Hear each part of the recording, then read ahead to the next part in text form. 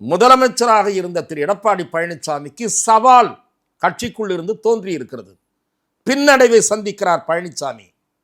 யாரும் என்னை அசைக்க முடியாது என்று இருமாப்போடு இருந்தவர், யார் பேச்சையும் நான் கேட்க மாட்டேன் என்று இருந்தவர், இன்றைக்கு யாராவது அவங்கள போய் சமாதானம் பண்ணி கூட்டுவாங்கப்பா என்று கேட்கக்கூடிய நிலைக்கு வந்திருக்கிறார் என்பதை நாம் பார்க்கிறோம். பல பிரச்சனைகள்ல இருந்து மீண்டு வந்து இந்த கட்சியை நடத்தி கொண்டிருப்பவர் தான் எடப்பாடி பழனிசாமி. இப்படி மாதேஷ் போன்ற சிலர் சொல்லித்தான் சண்முகம் போன்ற பலரை சேர்த்து விட்டிருக்கிறார்கள்.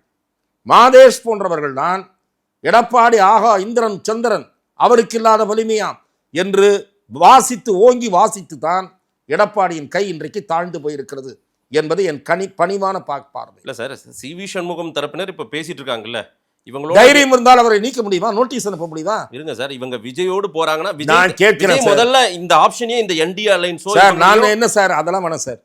பொதுச் செயலாளரை எதிர்த்து எம்ஜிஆரை எதிர்த்தோ செல்வி ஜெயலலிதாவை எதிர்த்தோ பேசிவிட்டு கட்சியில் இருக்க முடியுமா?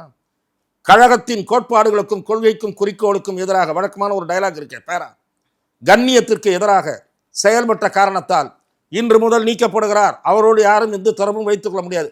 தைரியம் இருந்தா கைத்து போட சொல்லுங்க சார். எடப்பாடி சாமானிய தலைவன் சார், எம்ஜிஆர் ஜெயலலிதா 2 பேரும் சரித்திர தலைவர். அவர் சாமானிய தலைவர் அல்ல என்று மாதேஷ் போன்ற சிலர் முட்டு கொடுத்து தூக்கினார்கள். அதன் பலன்தான் இது. ஏனென்றால் அவர் எல்லோரோடும் சரிசமமாக உட்கார்ந்து கலந்து பேசி நீங்கள் எல்லாம் என்ன சொல்லுகிறீர்கள் அதை நான் செய்கிறேன் என்ற பாதையில் பயணித்திருந்தால் இந்த வீழ்ச்சியை அவர் சந்தித்திருக்க மாட்டார்.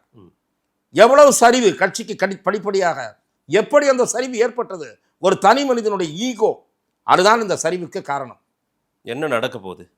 தாவேகாவின் கை ஓங்குவதற்கு நிறையவே வாய்ப்பு இருக்கிறது, பலம் கூடுவதற்கு வாய்ப்பு இருக்கிறது என்று நான் பார்க்கிறேன்.